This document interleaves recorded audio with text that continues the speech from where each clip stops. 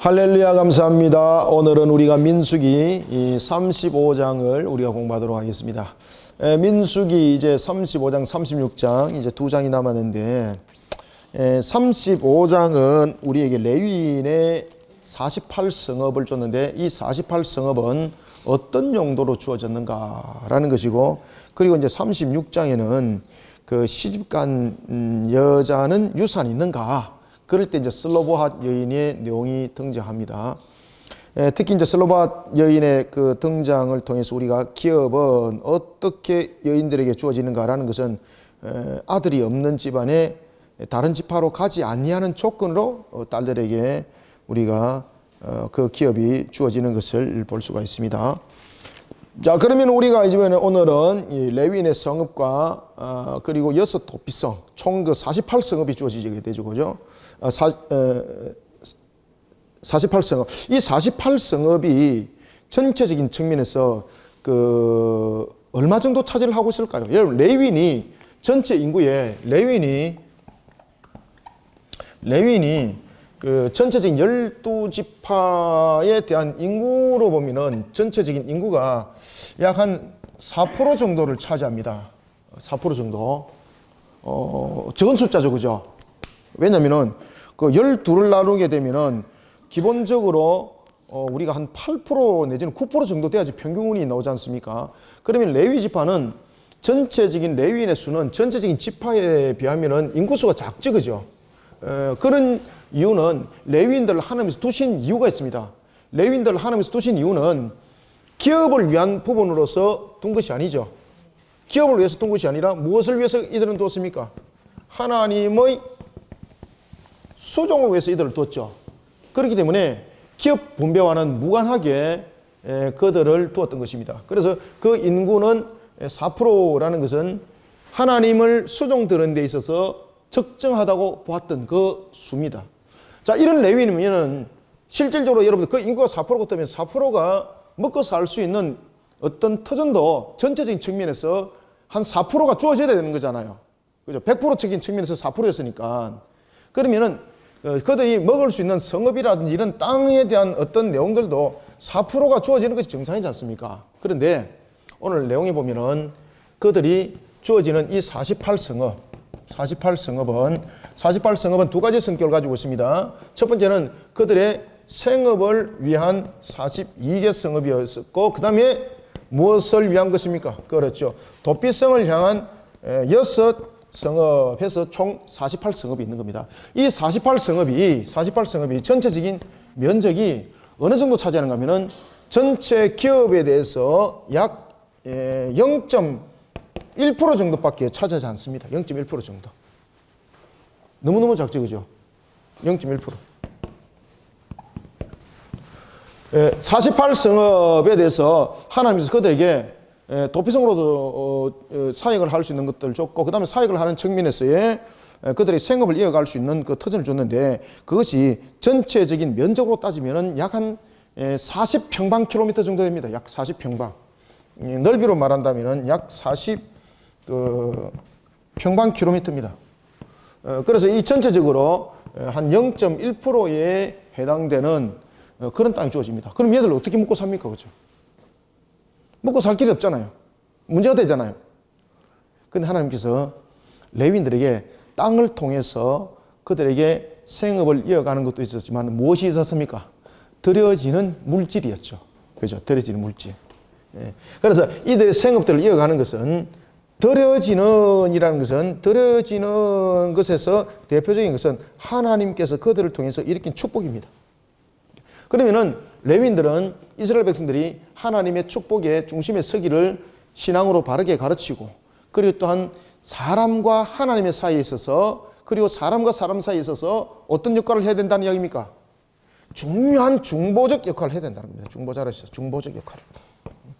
이 속에서 그들이 주어지는 것이 함께 있더라는 것입니다. 그러니 레위인들은 결국은 사람의 먹거리를 통해서 먹는 것이 아니라 하나님의 축복을 통해서 결국은 살아나가는 하나님의 수종들은 종들이라는 것입니다. 이게 이제 다른 12지파에 대한 부분과 차이점입니다. 자, 이런 성읍. 자, 이런 성읍을 우리가 보면은 42성읍은 그들의 생업을 위해서 줬다면은 그럼 6도피성은 왜 줬는가라는 것입니다. 자, 특히 이제 6도피성에 관해서 이야기를 할 때에 이 도피성이 주어진 이유가 무엇인가 하면은 여러분 도피성이 왜 주어졌습니까? 이 도피성이라는 것은 살인을 범한 부분이 돼서 이 도피성을 허락을 했다는 것은 굉장히 의미가 좀 있습니다. 도피성으로 도피할 수 있는 첫 번째 자격은 어떤 자격입니까? 도피성으로 갈 수 있는 자격은 첫 번째 고의적인 것이 아니라 부지중에, 그죠? 부지중이라는 것은 자신이 의식하여서 살인을 한 것이 아닌 우발적 내용, 이런 겁니다. 나무를 하러 갔습니다. 우리 이제 황 기사님, 나무를 하게 되면은 우리가 대체로 앞을 보고 이렇게 나무를 찍죠, 그죠? 그러면은 도끼를 어떻게, 무게를 가하기 위해서 어떻게 합니까? 그렇지. 뒤로 이렇게 제끼는데 이때에 사람이 지나가다가 그 도끼에 턱 맞아가지고 됐단 말이죠. 그렇죠. 그런 경우도 있고, 어떤 목적을 가지고 한 것 아니지 않습니까? 그것을 우리가 부지중이라고 말하는 거예요, 부지중에. 이 자격은 바로 부지중에 있었던 일. 그런가 하면은 또한 도피성의 두 번째는 그럼에도 불구하고 우리가 죄에 대해서 그 죄책은 있다는 거, 값은 있다는 겁니다. 왜냐하면은 생명에 대한 부분들이잖아요. 부지중에 그 일들을 했을지라도 생명에 대한 값은 있다는 거예요. 그래서 이 사람은 죄인으로서는 값이 아니되 죄로서는 값이 있다는 거죠. 왜냐하면 그 생명을 자신의 부지중이든 어쨌든 간에 상대방이 그 생명을 잃어버렸지 않습니까? 그러면은 이 사람은 이 도피성에서 어떻게 살아나가야 되는가 하면은 판결에 의해 가지고 이것이 또 판결이 나야 됩니다. 판결에 의해서 이 사람이 부지중이라는 사실이 확인되었을 때는 그 사람은 이 도피성에 머무는 기간이 있었습니다. 언젠가 하면은 바로 대제사장이 그렇죠. 죽음이 임하기 전까지 그는 그 도피성에 머물러야만 됐습니다. 그리고 대제사장이 죽었을 때는 그는 이제 더 이상 죄값으로부터 지불할 것이 없다. 이렇게 해서 그는 해방을 받습니다. 왜? 대제사장이 죽은 것과 이 사람의 죄값은 무슨 관계가 있을까요, 여러분들요? 제가 여기서 무슨 말씀을 드렸습니까? 제사장 레위인들은 하나님의 수종을 드는 중보적, 여기에서 줬잖아, 그죠? 중보적 역할을 한다고 그랬지 않습니까? 자, 여러분들. 대제사장은 1년에 민족의 대회개를 위해서 유일하게 지성소에 들어갈 수 있는 사람이죠. 그때에 지성소에 들어갔을 때에 이 사람이 무엇에 대한 중보자가 되는 겁니까? 대속죄. 대속죄에 대한 중보자가 되는 겁니다. 그러면은 제사장이 죽었다는 것은 어떤 의미를 가지고 있는가 하면은 이 사람의 죄를 가지고 죽은 것이 되는 거예요. 이 사람의 죄 때문에 죽은 것은 아닙니다. 그러면 대제사장이 그 당시에 도피성에 만약에 12명이 있었다. 12명이 있었다. 그러면 대제사장이 죽는 것으로만 따지면 1대1이잖아요. 그런데 대제사장은 이 사람들의 모든 죄에 대한 부분을 대속을 안고 있는 거예요. 그렇기 때문에 이들이 도피성을 떠나게 되면은 대제사장이 그들의 죄를 비록 부지중으로 죽였지만은 생명에 대한 죄값은 있죠. 그죠? 생명에 대한 값은 있습니다. 생명에 대한 값은 있기 때문에 이 도피성에 머물렀을 때에 대제사장이 그의 생명을 보존하는 역할을 하는 거예요. 보존하는 역할. 보존하는 역할을 하기 때문에 만약에 이 도피성을 벗어나게 되면은 자신의 생명을 대속할 수 있는 제사장을 떠났다는 이야기죠. 그러면 자신의 이 죄에 대해서 다시 말하면 다른 사람 생명을 해친 데 대해서 그는요 면죄부를 받지 못합니다. 왜냐하면 자신의 죄를 대속할 자가 있었는데 그 대속할 자를 떠나버린 거예요. 그럼 대속할 자가 떠나버리면 자기 죄는 살아나는 거예요, 이게. 그랬을 때에 그가 도피성 밖에서 나갔을 때는 그를 누군가가 죽여도 그 사람 죽음에 대해서 죽인 사람은 죄가 없다는 거죠. 왜 그런가 하면 그 사람 죄로 죽었다는 거죠. 이해가고 있습니까, 여기까지? 따라서 대제사장이 죽게 되면은 이 사람의 죄를 대속하여서 함께 죽는 거예요. 만약에 도피성에 12명이 있었다. 그러면 이 12명의 모든 죄를 대속하여서 대제사장은 죽은 것이 되는 거예요. 그러면 이 사람들은 이 죄에 대해서 이제 면죄부가 되는 겁니다. 그리고 대제사장이 죽은 일로부터는 이 사람 죄로부터 자유함이 되니까 마음대로 이제 이 도피성을 벗어나서 자기 고향으로 갈 수가 있었어요. 또 하나는 이 도피성에 있는 자는 그 자격은 부지 중에 있었고 죄값이 있었고 대제사장이 그의 죽음을 대신한다 그랬습니다. 그런데 여러분 죽음을 대신하는 측면에서의 우리가 속전에 대한 내용들을 우리가 한번 생각을 해봅시다. 죄를 대속하는 부분에서 이 죽음을 속전으로 값을 지불할 수 있는가? 안 된다는 거예요. 오직 생명은 생명이라는 거죠. 따라서 이 사람이 부지 중에 내가 이 사람을 해치기 때문에 상대방과 서로 합의를 봐가지고 돈으로 해결했단 말이죠. 해결하고 내가 이제 도피성을 벗어납니다. 그래도 그것은 인정이 되지 않습니다. 비록 상방 간에 그것이 합의가 되어지고 서로 간에 양해가 구해졌을지라도 그것은 서로 상방 간의 문제가 아닙니다. 생명은 하나님께 문제가 있는 겁니다. 아시겠습니까? 그래서 하나님과의 문제 속에서는 뭐 되어 있습니까? 이 대제사장을 통해서만이 하나님께서 그 길들을 열어놨기 때문에 이 부분에 대해서 어떤 속전의 값으로도 해결되지 않는다는 겁니다. 오직 그 속전은 대제사장의 생명을 통해서만이 이루어진다는 거죠. 그럴 때에 이 도피성은 어떤 의미를 가지고 있고 이 도피성의 대제사장은 누구를 예표하고 있을까요? 그렇죠. 예수 그리스도 십자가입니다. 예수 그리스도 십자가. 예수 그리스도 십자가. 이제 그 여섯 도피성이 예수 그리스도 십자가로서 예표되어지고 있다는 것은 그 의미는 아시겠죠? 만약 이 대제사장이 없는 상태에서 도피성을 만약에 말한다면 이건 십자가 사건 예수 그리스도의 예표 모습으로 담을 수 없습니다. 왜냐하면 대속을 할 자가 없기 때문입니다. 자, 이런 모습 속에서 우리가 이제 레위인들에게 주어진 성읍과 그리고 여섯 도피성 도합 48성읍에 대해서 우리가 이 시간에 공부를 하도록 하겠습니다. 본문 내용은 좀 길지만은 제가 방금 이야기했던 이게 본문 내용의 전부 다 축약이고 내용의 전부 다입니다, 이게. 그렇지만 우리가 다시 한번 더 성경을 이제 본문을 보면서 다시 한번 더 조금 더 말씀드리고 상세하게 될 것은 상세하게 말씀을 드릴게요. 자, 그러면은 1절부터 우리가 1절부터 4절까지만 읽읍시다. 시작. 여호와께서 여리고 맞은편 요단 강가 모압 평지에서 모세에게 말씀하여 이르시되 이스라엘 자손에게 명령하여 그들이 받은 기업에서 레위인에게 거주할 성읍들을 주게 하고 너희는 또 그 성읍들을 두르고 있는 초장을 레위인에게 주어서 성읍은 그들의 거처가 되게 하고 초장은 그들의 재산인 가축과 짐승들을 둘 곳이 되게 할 것이라. 너희가 레위인에게 줄 성읍들의 들은 성벽에서부터 밖으로 사방 1000규빗이라.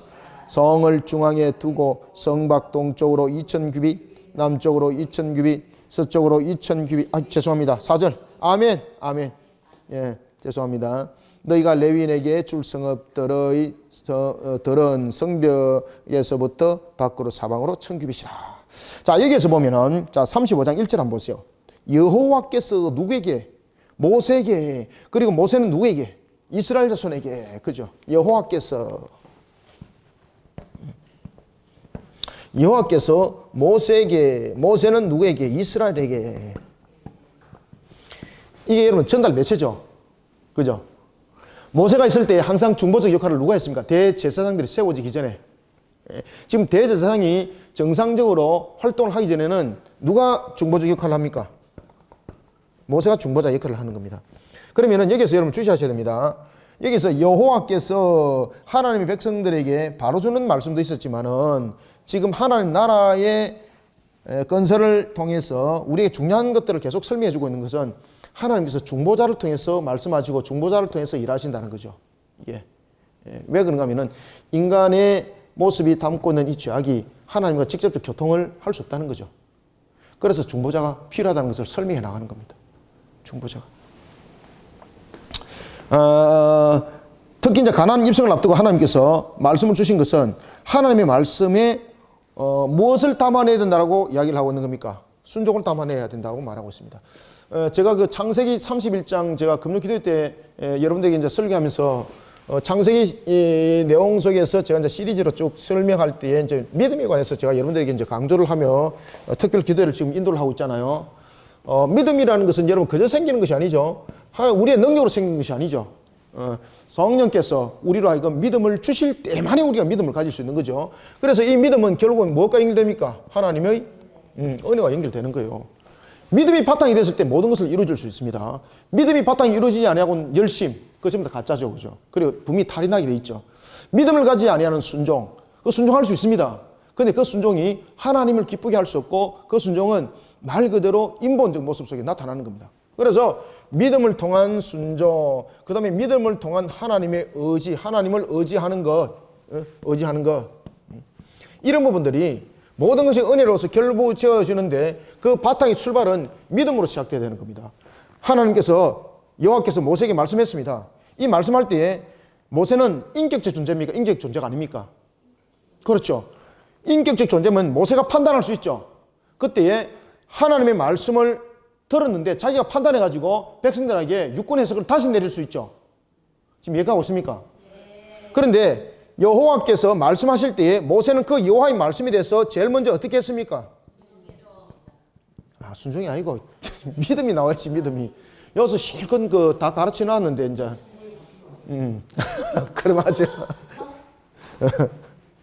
믿음으로 시작돼야 되는 거죠. 그 말씀을 믿어. 그 말씀을 믿어. 그 다음에 어떻게 하는 겁니까? 그렇죠. 그 말씀을 믿어 순종입니다. 그 말씀을 믿어 순종하여서 백성들에게 말씀을 전가했죠. 그러면 백성들은 그 말씀을 모세가 말했지만은 누구의 말씀으로 믿어? 맞아요. 하나님의 말씀으로 믿습니다. 하나님의 말씀으로 믿어. 그죠? 하나님의 말씀으로 믿어 그 말씀에 순종을 하는 거죠. 그런 속에 이 모든 내용들이 지금 일어나는 겁니다. 그것을 먼저 딱 주시시키고 설명을 해나가고 있습니다. 그러면서 레위인에게 이제 거처할 성읍을 주라는 겁니다. 레위인에게 거처할 성읍을 주라는 것은 두 가지적인 측면에서 순종을 말하고 있습니다. 첫 번째는 레위인에게 거처를 주라는 것은 누굴 향해서 순종하라는 겁니까? 이스라엘의 각 지파들에게 순종하라는 겁니다. 앞에서 제가 이 프로를 이야기한 이유가 있습니다. 지금 제가 그것을 설명하려고 그러는 거예요. 자, 하나님께서 분명히 모세에게 말씀을 줬습니다. 그 말씀을 믿어, 그리고 그 말씀을 믿어 증거하라는 거죠. 증거하는 거 순종했습니다. 그럼 백성들은 그 말씀이 모세의 말이 아니라 모세의 입을 통한 하나님의 말씀인 줄 믿고 그 말씀에 순종합니다. 하나님께서 무엇을 이행하도록 하는 겁니까? 레위인들에게 무엇을 주라는 겁니까? 그들에게 이끌어갈 땅을 주라는 거죠. 땅을 주라는 거죠. 그러면은 여기에 대해서 두 가지의 순종이 나타나야 됩니다. 여기에 대해서 땅에 대해서 두 가지 순종이 나타나야 되는데 레위인의 같은 경우에 그들의 전체적인 인구는 이스라엘 지파에서 몇 프로 정도 차지한다 그랬습니까? 그렇죠. 맞아요. 4%인데 땅을 몇 프로 받았다 그랬어요? 0.1%. 그러면 레위인 입장에서 0.1% 받으면은 이거 순종할 수 있습니까? 순종 못 하겠습니까? 힘들지, 그죠? 자, 그 다음에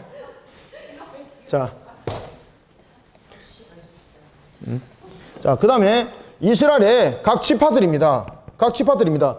자기들 정복전쟁을 통해서 열심히 싸웠습니다. 그러면 자신들의 기업인 것은 맞죠? 그런데 자신들의 기업을 0.1%가 됐든 어쨌든 간에 이것을 주라는 거예요. 그러면은 자신들 입장에서 주고 싶습니까? 주기 싫습니까? 주기 싫죠, 여러분들요. 그런데 어떻게 하라고요? 순종하라는 겁니다. 그래서 지파들이 주는 것도 이 부분들을 우리의 것을 주는 것이 아니라 하나님의 것을 주는 것이라는 것을 믿어 의심치 말고 순종하고, 그 다음에 레위인들도 0.1%지만은 많고 적음을 말하는 것이 아니라 하나님께서 그 필요를 다 채워줄 줄 어떻게 하고? 믿고 순종하고, 이 속에서 이 모습들이 다 이렇게 성립되는 겁니다. 이 기업 자체에서. 그래서 많고 작음을 가지고 말하는 것이 아니라 하나님께서 명한 바에 대해서 그것을 믿음을 가지고, 왜 하나님은 이렇게밖에 주지 못하는가라는 것을 말하는 것이 아니라 레위인은 그 외에 또 다른 축복을 통해서 하나님께서 주시죠. 그죠? 그러니 레위인들은 레위인들의 역할에 대해서 충성을 다하고 그 속에서 하나님 앞에 몸담아 모든 일들을 백성들이 하나님께로 잘 나갈 수 있도록 가르치는 의무, 이 속에서 또한 하나님께서 부어주는 축복이 있죠. 이런 속에 모든 것이 부족함이 없다는 것을 먼저 인지하고 들어오라는 겁니다. 자, 그런 속에 우리가 생활을 하다 보면은 어떤 문제가 생기는가 하면은 바로 우리가 살아가던 속에 의식하지 못한 사건들이 터질 수 있다는 거죠. 특히 살인죄입니다. 참 여러분들, 살인죄가 인간이 범하는 죄가 한 데서 가장 해서는 안 될 문제지 않습니까? 인간이 인류에서 죄를 범하면서 인간 대 인간에서 제일 먼저 일어났던 범죄가 무슨 범죄입니까? 살인죄입니다. 살인죄. 누가 누구를 죽였습니까? 가인이 아벨을 죽였잖아요. 가인이 아벨을. 뭐 때문에 죽였습니까? 마음에 시기와 질투가 일어났어. 그죠? 그러면은 인간의 죄가 결국은 마귀의 그런 유혹으로 인하여서 일어나는 부분들이 결국은 생명을 해하는 마귀의 대리인의 역할을 하게 되는 거죠. 이 살인죄라는 것은 용서받을 수 없는 겁니다. 그런데 이것이 보면은 그러한 계획적인 또는 내가 어떤 목적을 가지고 살인을 하는 것이 있는가 하면 그건 용서받지 못할 살인이라고 그랬습니다. 그렇지만은 우발적으로 알지 못한 상태에서 일어나는 그런 부지 중에 일어나는 것은 죽은 사람도 억울하지만은 죽였다고 인정받는 사람도 다 억울하잖아요. 그죠?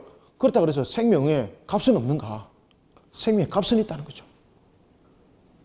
나는 부지 중에 그 일을 했기 때문에 나는 죄 없어요. 부지 중이라는 것을 죄로 인정을 만약에 안 한다 얘기면은 여러분들 그 당사자의 가족은, 그 슬픔은, 그 아픔은, 그럼 나라가 혼란스럽겠죠. 그래서 생명에 대해서는 반드시 값이 있다는 것. 부지 중이든 고이든 모든 것은 값이 있다는 것. 그러나 다만 하나 고의 중에 있는 것은 그의 생명을 해하기로 마음을 먹었기 때문에 반드시 어떤 부분도 예외가 없다. 어떤 부분도 예외가 없이 생명으로 속전받는다. 그런데 부지 중에 있는 것은 서로 간의 부분에서 그 중심을 잡아나가는데 이 죄를 범한, 부지 중에 죄를 범한 사람에게는 부지 중에 죄를 범한 값을 내게 하고, 그러면서 부지 중에 내는 값을 통해서 그 가족이라든지 그 당사자들은 또한 그 법적인 부분을 통해서 위로받게 해 주시고, 그러면서 이제 공동체 질서를 잡아나가는 거예요. 자, 우리가 5절부터 8절을 한번 읽읍시다. 시작. 성을 중앙에 두고 성 밖 동쪽으로 2000규빗, 남쪽으로 2000규빗, 서쪽으로 2000규빗, 북쪽으로 2000규빗을 청량할지니 이는 그들의 성읍에 들이며 너희가 레위인에게 줄 성읍은 살인자들이 피하게 할 도피성이므로 6성읍이요 그 외에 42성읍이라. 너희가 레위인에게 모두 48성읍을 주고 그 초장도 함께 주되 너희가 이스라엘 자손의 소유에서 레위인에게 너희가 성읍을 줄 때에 많이 받은 자에게는 많이 떼어주고 적게 받은 자에게는 적게 떼어줄 것이라. 각기 받은 기업을 따라서 그 성읍들을 레위인에게 줄지니라. 아멘. 도피성. 지금 여기 도피성을 통해서는 두 가지를 말하고 있습니다. 이 도피성은 방금 제가 여러분들에게도 말씀드렸죠. 이 도피성을 통해서는 어떤 성격이 나타났습니까? 두 가지 성격이 분명히 우리에게 표현을 하고 있습니다. 첫 번째는 하나님의 무엇입니까? 그렇죠. 하나님의 은혜. 두 번째는 무엇이에요? 그 값에 대해서 분명히 값이 있으니까 그것을 신학적 용어로 우리가 말한다면은 하나님의 속성 속에 있는 것. 하나님께서 우리에게 주었던 또한 공유적 속성 속에도 있는 것. 공의. 아시겠죠? 값이 있다는 것은 하나님 입장에서는 이 부분들이 인과응보적인 차원을 말하는 것이 아니라 공의를 말하고 있는 거예요. 공의. 그래서 도피성은 두 가지 성격을 가지고 있다. 첫 번째는 무엇? 하나님의 은혜와 두 번째는 공의를 가지고 있다. 자, 하나님의 은혜적인 측면에서는 무엇을 우리에게 설명해 주고 있습니까? 이것이 고의가 아니라 부지 중에 일어났은 사건에 대한 은혜를 베푸는 것이죠. 그런가 하면은 이 공의는 두 가지 측면에서 설명을 하고 있습니다. 이 두 가지 측면에서는 하나는 고의적인 측면에서의 공의가 있고, 그 다음에 부지 중에 있었던 측면에서의 공의가 있어요. 그죠? 이 공의가 고의적인 측면에서는 생명으로서 그 모든 부분들을 받으시죠. 생명 대 생명으로. 그러나 부지 중에 있었던 것은 누가 이 부분에서 그 값을 대신합니까? 그렇죠. 대제사장이 부지 중에 값을 대신하기 때문에 이 공의가 은혜와 함께 연결되는 거예요. 이게. 은혜와 함께. 공의가 고의를 통해서는 은혜와 함께 하지 않습니다. 그렇지만 부지 중에 있을 때는 이 공의가 무엇을 함께 연결됩니까? 은혜와 함께 연결되어서 도피성을 형성하는 거예요. 그래서 예수 그리스도께서는 우리의 우리의 값이 되어 주셔서 대제사장으로서 함께 은혜 속에 우리의 죄를 속전하시고 그 모든 것들을 이루신 십자가, 그것을 우리가 도피성이라 이렇게 예표를 통해서 말씀을 하고 있습니다. 자, 그러면은 이제 제가 이때까지 말씀드린 것을 이제 쭉 읽어보면서 우리가 빨리빨리 진행을 한번 하겠습니다. 자, 9절부터 12절 시작. 여호와께서 또 모세에게 말씀하여 이르시되 이스라엘 자손에게 말하여 그들에게 이르라. 너희가 요단강을 건너 가나안 땅에 들어가거든 너희를 위하여 성읍을 도피성으로 정하여 부지 중에 살인한 자가 그리로 피하게 하라. 이는 너희가 복수할 자에게서 도피하는 성을 삼아 살인자가 회중 앞에 서서 판결받기까지 죽지 않게 하기 위함이라. 아멘. 그러면 도피성을 둔 이유는 부지 중에 있는 자가 피하도록 하기 위함인데, 그러면 이 도피성에 부지 중에 있는 자뿐만 아니라 살인을 범해서 자기 목숨을 건지려고 하는 자들도 함께 도망갔다는 이야기죠. 그럼 이 도피성에서는 은혜만이 있는 것이 아니라 공의를 발동시키기 위해서 무엇을 했다는 겁니까? 재판을 열었다는 이야기입니다. 재판을. 이 재판을 열기까지는 그 누구도 그 사람의 생명을 해칠 수 없다는 겁니다. 그러나 재판을 통해서 이 사람이 부지 중인지 고인지 구별한다는 거죠. 그때 고의로 죄를 범한 자들은 생명을 속전을 받는 겁니다. 그러나 부지 중에 있는 자들은 그 도피성에 머물게 하였더라. 그리고 이 도피성을 왜 6성읍을 두었는가 하면은 동쪽과 서쪽이 원활하게 그 내용들이 이루어질 수 있도록, 그리고 이 6 도피성은 한 곳에 집약되어 있는 것이 아니라 12지파들이 누구든지 쉽게 갈 수 있는 그런 공통적인 장소에 세 가지, 그러니까 동쪽에 셋, 서쪽에 셋 이렇게 뒀죠. 따라서 이 6 도피성이 동쪽에 동편에 셋, 그리고 서편에 셋을 둔 것은 그들이 부지 중에 살인죄를 범한 자들이 생명의 해함을 받지 않도록 빨리 그 속에 피할 수 있도록 길을 열어준 겁니다. 그래서 동쪽과 서쪽에 둔 것도 이것이 무슨 발동입니까? 그렇죠. 하나님의 은혜의 발동이다. 은혜의 발동이다. 이런 식의 판결을 받기 전까지는 죽여서는 안 된다는 겁니다. 그때 이제 판결을 받아서 이 사람이 부지 중이라 여겼을 때만이 도피성에 두고, 살인자라고 판결이 났을 때는 어떻게 하라? 쳐 죽였습니다, 여러분들. 자, 16절. 만일 철연장으로 사람을 쳐 죽였으면, 이건 이제 부지 중이 아니죠. 재판하에서 나타난 결론입니다. 재판이라는 것은 어떻게 한다는 이야기입니까? 특히 재판을 할 때는 여러분들 잘 아시는 것처럼 두세 정인을 두어서 재판을 하라고 그랬습니다. 그러면은 이 사건에 대해서 여러분들 지금 현재 우리가 재판하고 있는 것보다 이게 더 상세하고 더 정확한 거죠, 그죠? 두세 성인이, 한 사람이 정인이 세웠으면 이것은 법적으로 효력이 없다는 거죠. 그래서 두세 사람을 세워서 그러니까 증거를 내세우라는 겁니다. 그러니 증거 중심이었지만은 결국은 이 한 사람이 속일 수도 있다는 거죠. 그럴 때 두세 정인 또한 속일 수 있다는 거죠. 이때에 하나님 앞에 맹세하게 만듭니다. 하나님 앞에 맹세하게 만들어서 두세 정인이 만약에 이 사람이 부지 중인데도 불구하고 이 사람을 넘어뜨리려고 고의라고 작당을 해서 했습니다. 그럼 이 사람들이 먼저 돌로 치도록 합니다. 그리고 이 부분들이 발견이 되어지고 고의라는 부분이 아니라 부지 중이라는 부분이 발견되었을 때 이 두세 정인은요, 하나님에 관한 위정죄이기 때문에 이 사람들이 제일 먼저 처죽음을 당합니다. 그럼 누가 정인을 함부로 쓰려고 하겠습니까? 그냥 남한테 들었는데요, 이렇게 정인이 안 되는 거예요, 여러분들. 내가 볼 때 저놈은 나쁜 놈 같아요, 이게 정인이 아니라는 거예요. 확실한 증거를 가진 정인. 그럴 때 정인이 아무도 없습니다. 그러면 누가 정인이 되어주겠습니까? 하나님이 정인이 되어주면 제일 정확한 정인이고, 하늘이 정인이 되고 땅이 정인이 되어주는 거죠. 그죠? 그러니 정인이 안 놓을 수가 없는 거예요. 하나님이 판결을 해버리는 거죠. 자, 만일 철연장으로 사람을 쳐 죽였으면은, 쳐 죽였다는 것은